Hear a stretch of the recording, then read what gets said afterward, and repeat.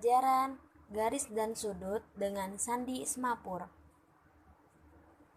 Assalamualaikum. Ketemu lagi nih kita. Kali ini kita akan menjelaskan tentang garis dan sudut. Apa saja ya yang akan kita pelajari di video kali ini? Kita akan mempelajari tentang sudut, mengukur besaran sudut, jenis-jenis sudut, dan hubungan antar sudut.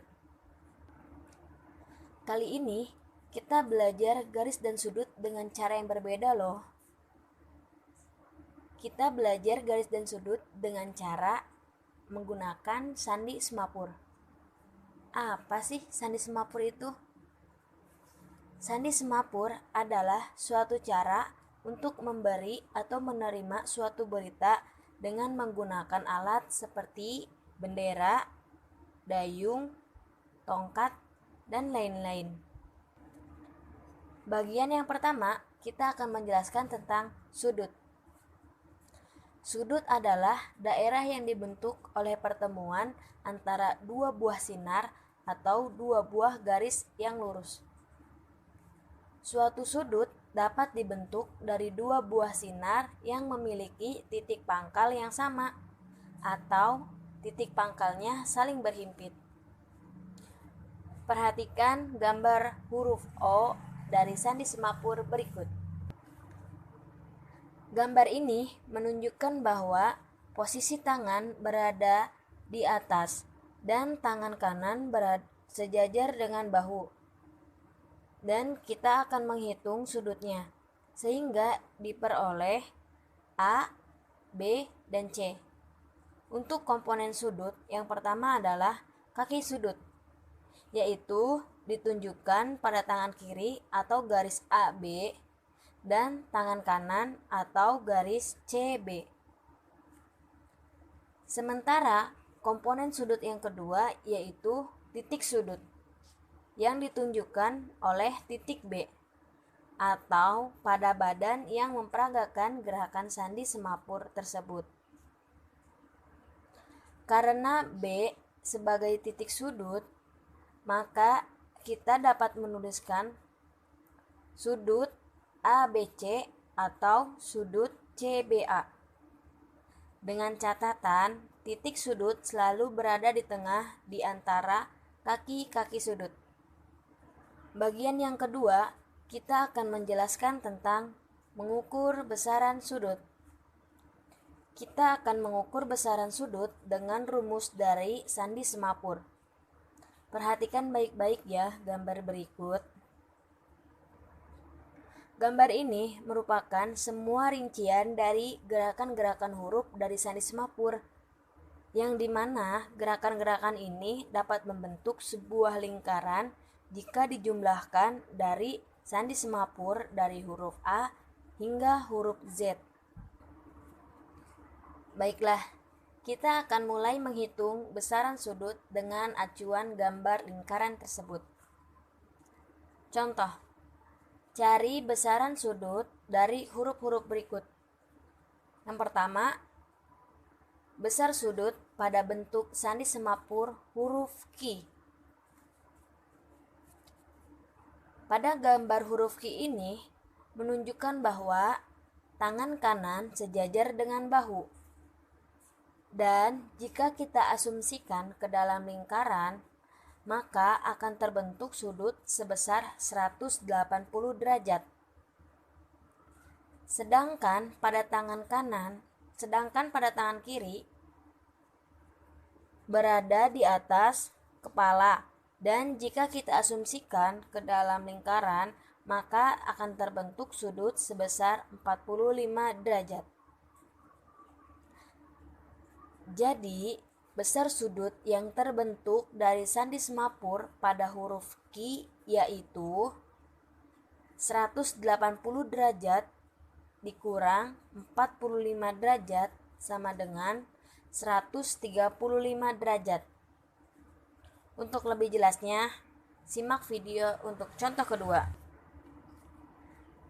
2. Besar sudut pada bentuk sandi semapur huruf P. Pada gambar huruf P ini menunjukkan bahwa tangan kanan sejajar dengan bahu, dan jika diasumsikan ke dalam lingkaran tersebut, maka akan terbentuk sudut sebesar 180 derajat. Sedangkan tangan kiri tegak lurus di atas kepala, dan jika diasumsikan ke dalam lingkaran akan terbentuk sudut sebesar 90 derajat. Jadi, besar sudut yang terbentuk dari sandi semapur pada huruf P yaitu 180 derajat dikurangi 90 derajat sama dengan 90 derajat. Pada bagian yang ketiga, kita akan menjelaskan tentang jenis-jenis sudut. Sudut yang pertama yaitu sudut lancip. Sudut lancip memiliki besar sudut antara 0 derajat dan 90 derajat. Perhatikan gambar sandi semapur huruf H berikut. Pada gambar ini menunjukkan bahwa tangan kanan sejajar dengan bahu dan terbentuk sudut sebesar 180 derajat. Sedangkan untuk tangan kiri berada di bawah tangan kanan dan sedikit menyerong, sehingga terbentuk sudut sebesar 225 derajat. Maka 225 derajat dikurangi 180 derajat sama dengan 45 derajat. Jadi, sudut yang terbentuk dari sandi semapur huruf H ini menunjukkan besaran sudut sebesar 45 derajat. Karena 45 derajat berada di antara 0 derajat dan 90 derajat, maka huruf H termasuk ke dalam sudut lancip. Nah, coba teman-teman bisa cari gerakan huruf apa sajakah dari sandi-sandi semapur yang termasuk ke dalam sudut lancip. Sudut yang kedua yaitu sudut tumpul. Sudut tumpul memiliki besaran sudut antara 90 derajat dan 180 derajat. Ada yang harus kalian ingat nih. Jika suatu besaran sudut memiliki besaran antara 90 dan 180 atau 0 derajat dan 90 derajat, maka sudut 90 derajat atau 180 derajat atau 0 derajatnya tidak dibawa atau tidak dianggap. Jadi, kalian cukup menambahkan sudut yang di antara 90 dan 180. Perhatikan gambar sandi semapur huruf S berikut.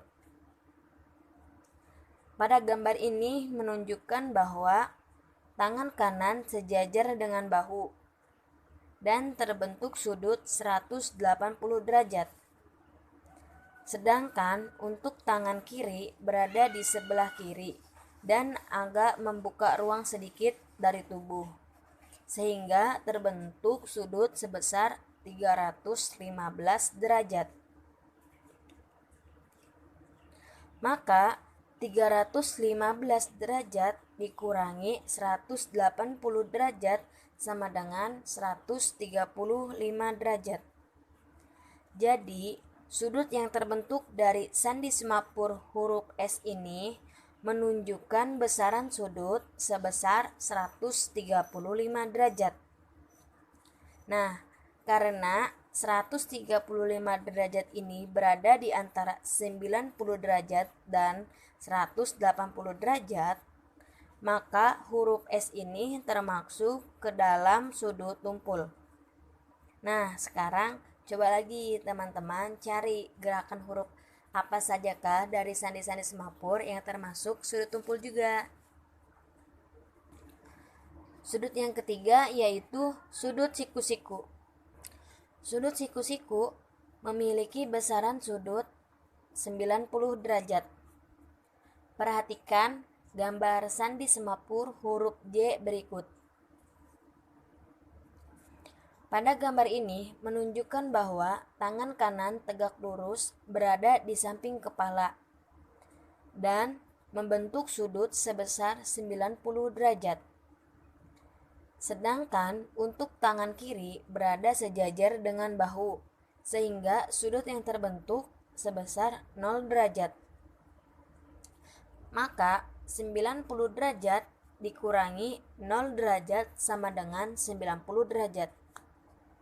Jadi, sudut yang terbentuk dari sandi semapur huruf J ini menunjukkan besaran sudut sebesar 90 derajat. Karena besaran sudut siku-siku adalah 90 derajat, maka huruf J termasuk ke dalam sudut siku-siku. Nah, perlu diingat ya teman-teman, biasanya sudut siku-siku itu memiliki ciri-ciri umum, yaitu ada bentuk persegi pada besaran sudutnya, atau terdapat huruf L. Sudut yang keempat yaitu sudut refleks. Sudut refleks memiliki besaran antara 180 derajat dan 360 derajat. Perhatikan gambar sandi semapur huruf H. Kenapa kita memilih huruf H? Bukannya huruf H itu adalah sudut lancip? Nah, benar sekali. Huruf H memang termasuk sudut lancip. Tetapi jika kita mencari sudut yang di luar dari huruf H, maka itu termasuk sudut refleks, yaitu sudut yang memiliki besaran antara 180 derajat dan 360 derajat. Coba perhatikan baik-baik gambar dari sandi semapur huruf H ini. Nah, pada bagian inilah yang akan disebut sebagai sudut refleks yang besarnya itu antara 180 derajat dan 360 derajat. Contoh kedua, perhatikan gambar sandi semapur huruf S. Nah, coba kalian sebutkan dan tunjukkan mana yang disebut sudut refleks. Benar sekali. Nah, bagaimana? Sudah paham dengan sudut refleks? Kesimpulannya adalah sudut refleks yaitu besaran sudut yang berada di luar sudut lancip, sudut tumpul, sudut siku-siku yang besarannya antara 180 derajat dan 360 derajat. Bagian yang keempat, kita akan menjelaskan tentang hubungan antar sudut. Yang pertama, sudut berpelurus. Perhatikan gambar berikut. Sudut berikut akan diberi nama sudut A, B, C, dan O. Maka, sudut AOC mempunyai besaran sudut sebesar X derajat. Dan sudut BOC mempunyai besaran sudut sebesar Y derajat. Karena sudut lurus atau sudut BOA memiliki besaran sudut sebesar 180 derajat, maka X derajat ditambah Y derajat sama dengan 180 derajat. Atau sudut AOC ditambah sudut BOC sama dengan 180 derajat. Hubungan antar sudut yang kedua yaitu sudut berpenyiku. Perhatikan gambar berikut. Karena nama dari sudut ini adalah sudut berpenyiku, maka sudut ini bentuknya adalah siku-siku. Sudut berikut kita beri nama sudut A, B, C, dan O. Sudut AOC mempunyai besaran sudut sebesar X derajat yang berpenyiku dari Y. Dan sudut BOC yang memiliki besaran sudut sebesar Y derajat yang berpenyiku dari X. Karena ini sudut berpenyiku dan besar sudut siku-siku adalah 90 derajat, maka X derajat ditambah Y derajat sama dengan 90 derajat. Atau sudut AOC ditambah sudut BOC sama dengan 90 derajat. Hubungan sudut yang ketiga yaitu sudut bertolak belakang. Sudut ini membentuk seperti dua garis yang saling memotong, atau seperti huruf X. Sudut bertolak belakang ini artinya semua besaran sudut yang saling bertolak belakang memiliki besaran sudut yang sama. Maka sudut PTR sama dengan sudut QTS, dan sudut PTS sama dengan sudut QTR.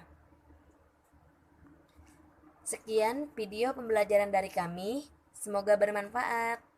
Sampai ketemu lagi. Assalamualaikum.